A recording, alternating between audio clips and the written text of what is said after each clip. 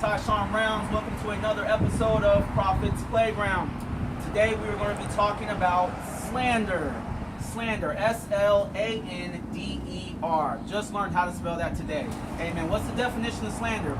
Slander is anytime somebody says a spoken statement that is damaging to that other person's reputation. It is usually rooted in a lie. How do we deal with slander?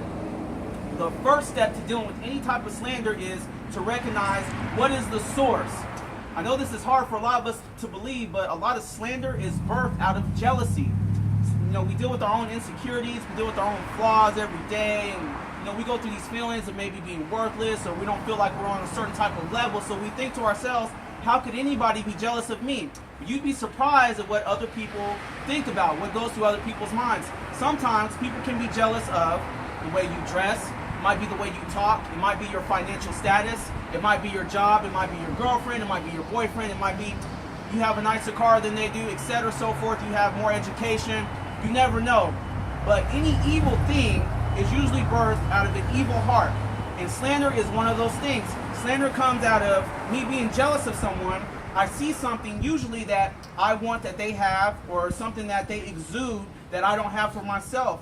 That's usually where the birthplace of slander comes in. What's the second step to dealing with slander? The second step is to pray about it.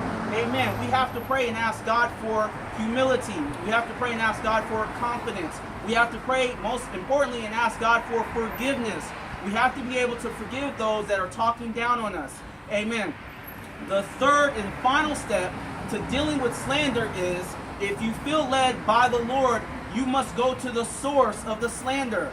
Sometimes it takes us going through several different people to find out where the rumor started. Sometimes it takes us going through several different people to find the person who thought that it was a priority to down talk us.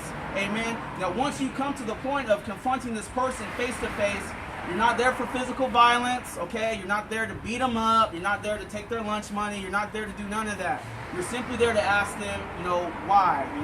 Hey, I heard that you were saying this about me. You know what I'm saying? I was just curious. Why is that?